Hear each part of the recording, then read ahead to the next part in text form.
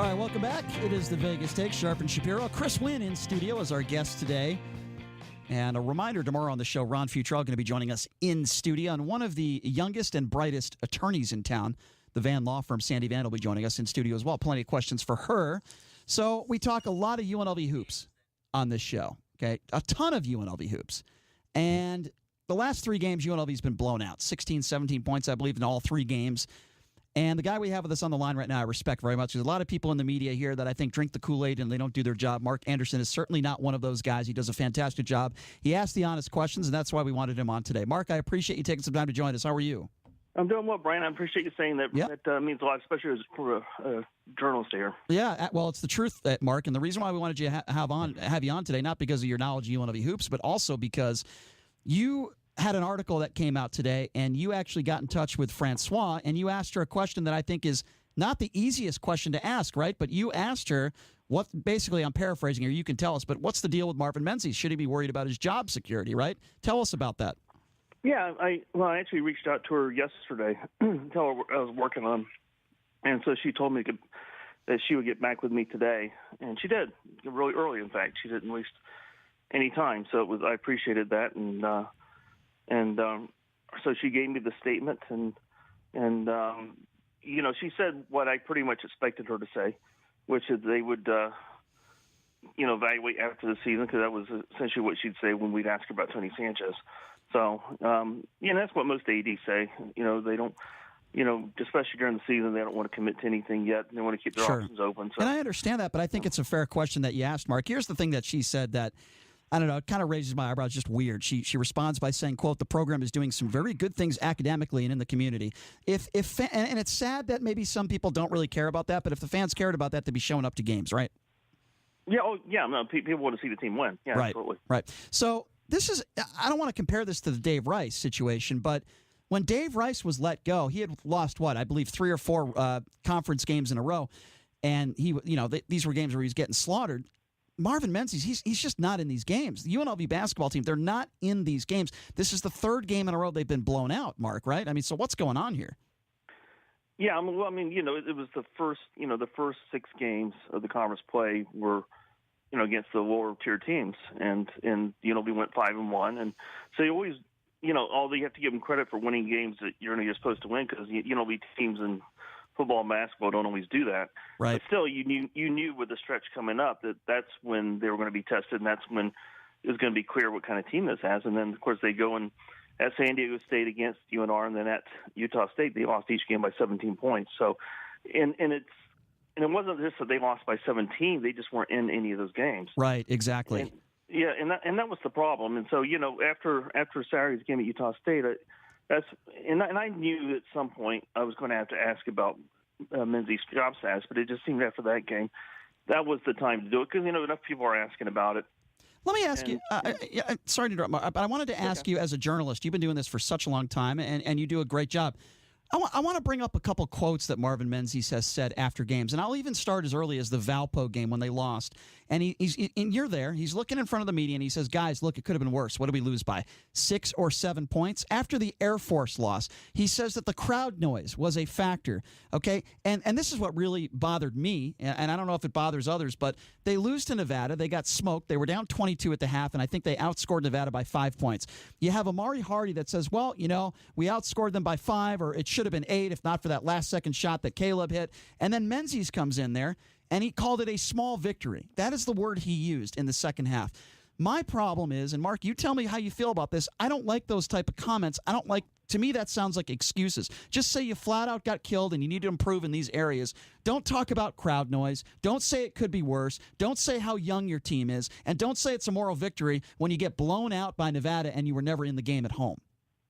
Yeah, I think when the less you say after a loss, the better. Right. That's my general philosophy when it comes to sports. It's just you just don't say a lot, because then people do to take it apart like you're saying, and rightfully so.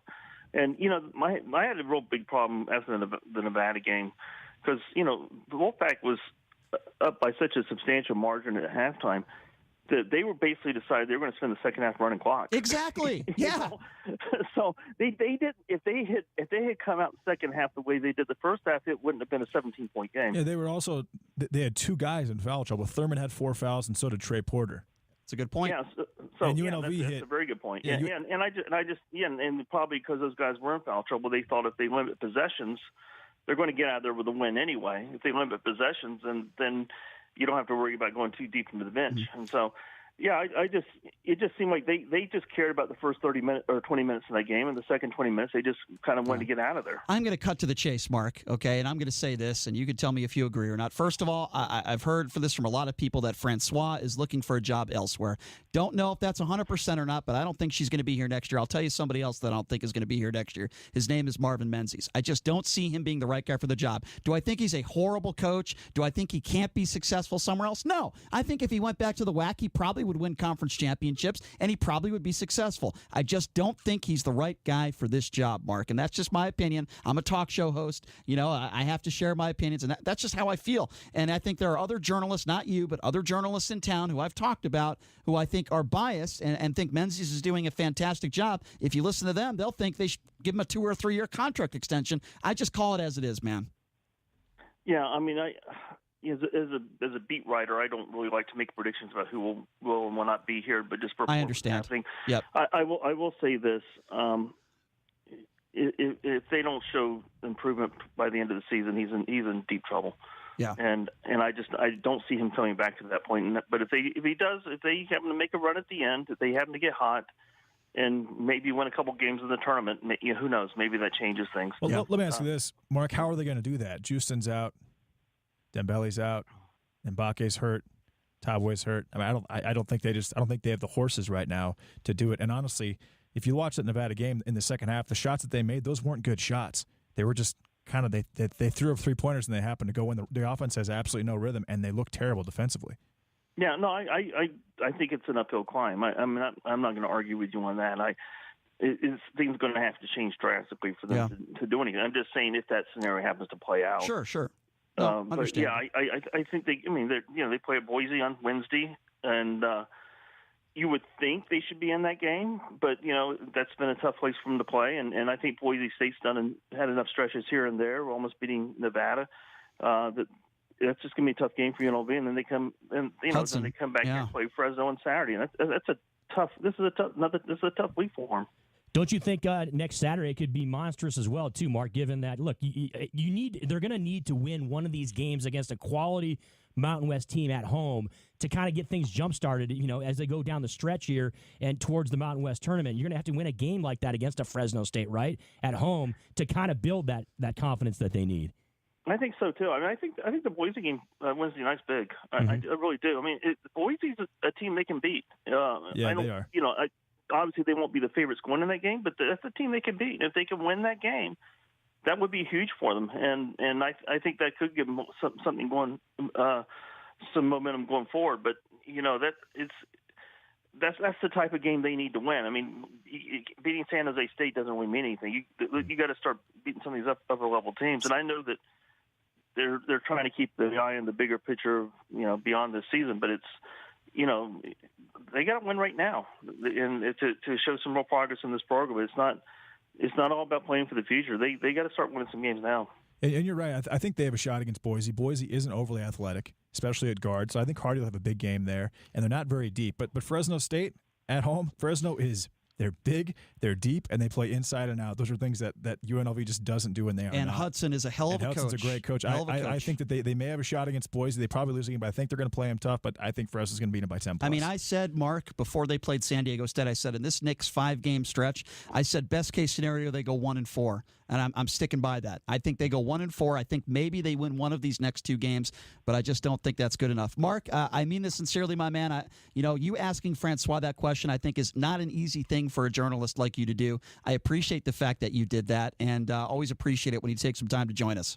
And thanks for having me on, guys. I always enjoy doing the show. Call me anytime. Thanks, Mark. I appreciate a lot, Mark. it. Yeah, Mark's one of the best in the business. Mr. UNLV is what we call him over here. He really is one of the best. We got to get Mark Anderson's take on President Trump one of these times. Get a little political view from Mr. Anderson on that. Yeah, we do need to do that. Always appreciate when Mark takes some time to join us, and he does a fantastic job covering UNLV. And I mean that sincerely. And again, not a lot of people in the media that would have texted Francois that, hey, is Marvin Menzies' job in jeopardy? I think it's a fair question. I think Mark actually wants UNLV to get better. Of course he does. I think he actually wants the program to improve. Yes, so do we. And so he's not afraid. Yes. And so he's not afraid to do what he can to push that forward. And you have to respect that. Well, Brian's brought this up many times. We like covering a team that's successful, right? Even in the media, it's a lot more fun. It's not like you want to see a team on the downside. You want to see a team that's building something. Yeah, no question, no question. Let's take a few calls on this UNLV hoops. Let's start with Scott. And by the way, the number to call 257-5396. Scott, fire away, my friend. How are you?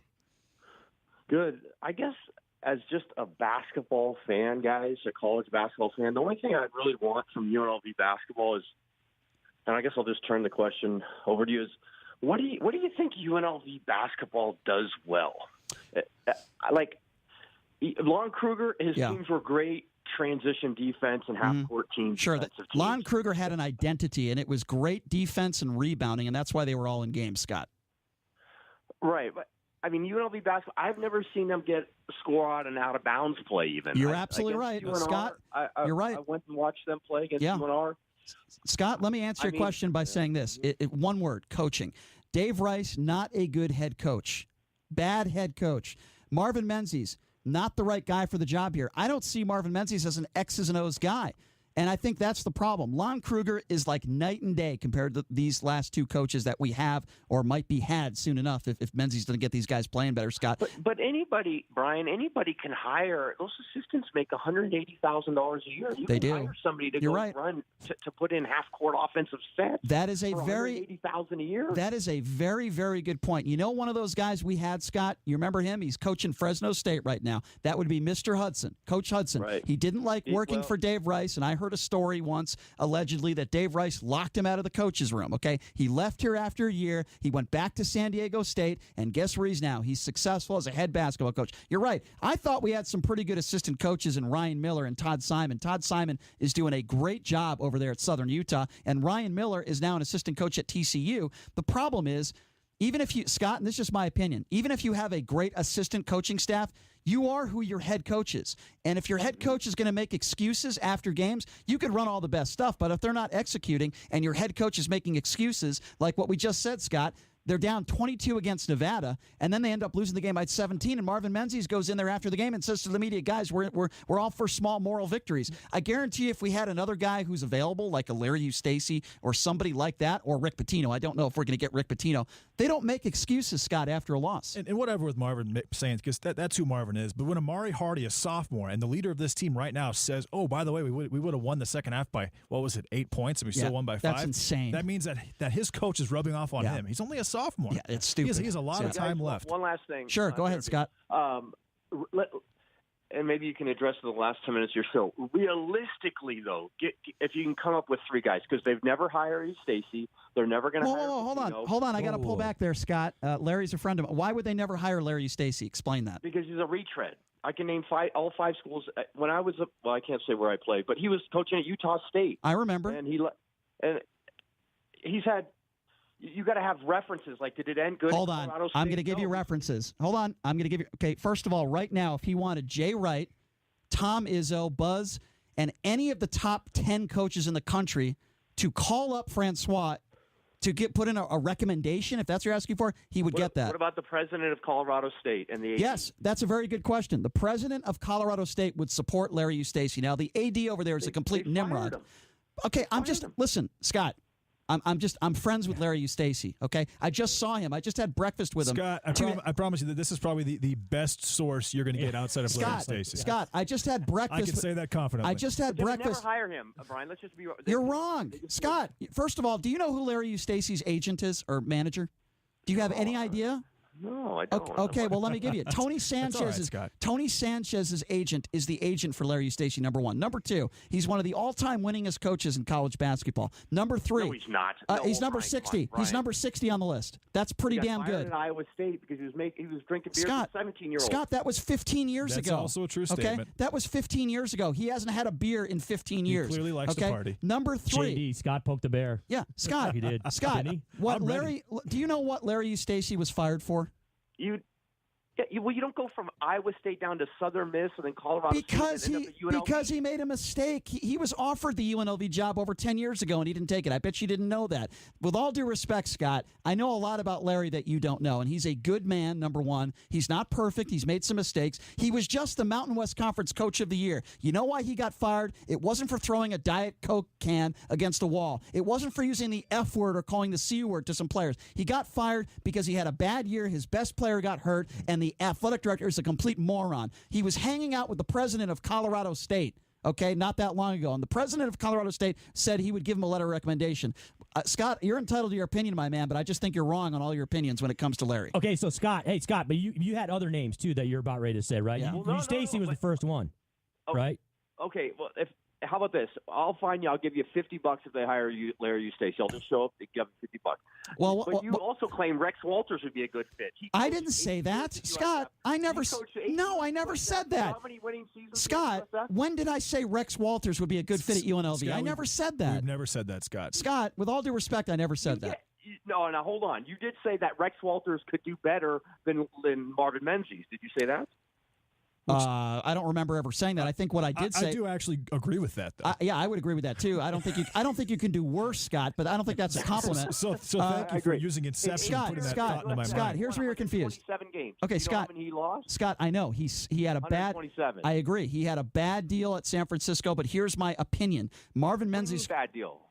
At San Francisco, there's a lot of reasons why he wasn't successful there. But I'm gonna shift to Rex. Well, I mean, I can go into 5-10 minutes of why he had an athletic director and a president that did not support him there. He was a high-intensity guy, and he had a bunch of wusses on that team and parents that complained about him. He was in a very similar circumstance that Larry was in at Colorado State. But Larry Eustace won the Mountain West Coach of the Year 2 years ago. Rex Walters, I think, will be the next head coach at Nevada, and I think he will be okay there as long as he is supported by the university. I don't think Rex Walters is a bad coach in certain circumstances, just like I think Marvin Menzies would do okay like he was in the WAC. It's a victim of circumstance in some situations, Scott. That's all I'm trying to say. And in regards, I like it. I like talking hoops with you guys. Yeah, I appreciate. You know Walters doesn't get paid at UNR. I know that. Now, why do you think he took that? Well, it's not weird because I brought this up when he was on the show last week. Why do you think he took that job? He was an assistant coach in the NBA. Why do you think he took that job, Scott? Because he knows Musselman will enter the UCLA job. Because he knows Musselman. He'll be the head coach. Exactly. Ring, ring, ring. There you go, Scott. But I'll tell you what, Scott, Musselman's not going to UCLA. Thank you, Scott, for the phone call. Way. We appreciate it. No, Muss is absolutely not going to UCLA. Way. In fact, I just got a text from Larry Eustace. I can't share what he just told me on the air,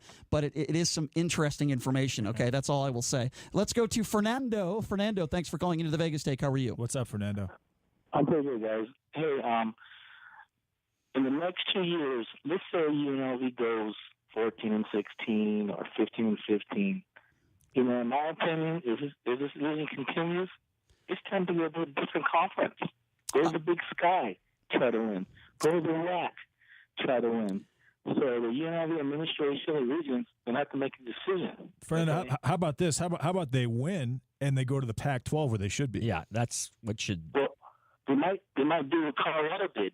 Go to the Pac-12, get beat, 40-12 or 100-15 football and basketball, and just stay in the conference. Fernando, and build up and get all that conference money. Fernando, let me just say this.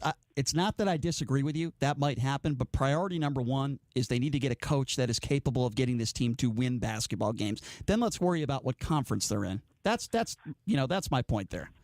I think they might have to go to look for a coach in a Division II or something like that. No, I don't. I agree. I appreciate the call, Fernando. We're rushed for time. Got to get to some other callers. But you know what? I don't think that would be a good hire. This is going to be the most important decision that Francois will make in her career up to this point. So we'll see where she goes. A D2 coach? No, that ain't going to happen. Let's go to Chuck. Chuck, thanks for calling into the Vegas Take. How are you? Yeah, what about that guy that used to coach the Lobos, Alford? Or Steve whatever, Alford. Yeah, yes, sir. Isn't he out there available? This is just my opinion, Chuck, and I could be wrong. I could be wrong with any of my opinions. I don't think Steve Alford would take this job. I really don't. I don't think the money would be good enough for him. And he's got a pretty big ego too. And he's not even a good coach. He's an amazing recruiter. I mean, one of the best recruiters you'll ever come across. But Chuck, he's a very average coach. I don't think Steve Alford would take $500,000 a year and take this job. I think he will have other opportunities where he can make more money. You have to understand that, Chuck. People are talking about Rick Pitino and all these guys. Where does the money come from? Where do the check? Who's going to write the checks? And the reason why I bring up Larry Eustace is I know personally that he would take this job for less money than what Marvin Menzies is making right now. All right. right, good. Thanks for the Yep. info. Thank you, Chuck. Appreciate Thanks, the call. Chuck. 257-5396. Okay, so I got somebody that's been waiting on hold for 25 minutes. I don't think it's a UNLV call, but I'm going to take it anyway because I care very deeply about our callers. I care about them a lot, and they mean so much to me. So, Mike, thank you for calling in. How are you, Mike? Mike, you've been waiting on hold for 25 minutes. Don't blow your opportunity. Sorry, Mike. Okay, bye-bye. Must be a Trump supporter. Must be watching Fox News or something. I don't know. 257-5396. We only have a few more minutes to go. Look, I'm going to be very clear and concise. I've said this about Marvin Menzies over and over again. I just don't think he is the right guy for this job. I'll give him more credit than Dave Rice. Even though Dave Rice won more games here, I don't think Dave Rice is fit to be a head coach anywhere. And I mean Dave Rice is a nice guy. He is a fantastic assistant coach, not meant to be a head coach. I think Marvin Menzies, with the way he recruits, he's so used to recruiting in the WAC. I think he needs to go back to the WAC, maybe turn a program over, and I think he can do that. He's not the right guy for the job. You have 2,500 people in the stands. It is an absolute joke. Francois could talk all she wants about grades that the team's getting. Unfortunately, in today's society, nobody cares about that. Okay, what they care about, are you winning games? How much are your tickets? That's it. The worst thing was her excuse as far as why students aren't coming because they live in Summerlin. How many students at UNLV live in Summerlin? Look, that's a joke. Francois doesn't want to be here. She has no desire to be here at all. She doesn't even care about the program. Well, I wouldn't go that far. I think she does care. She doesn't care enough to actually know what's going on and why it's going on. I've heard from several really good sources that she wants out, that she's looking to go elsewhere and move her career up. We need to get a president and an athletic director that's going to stay here, that is committed to making this thing work.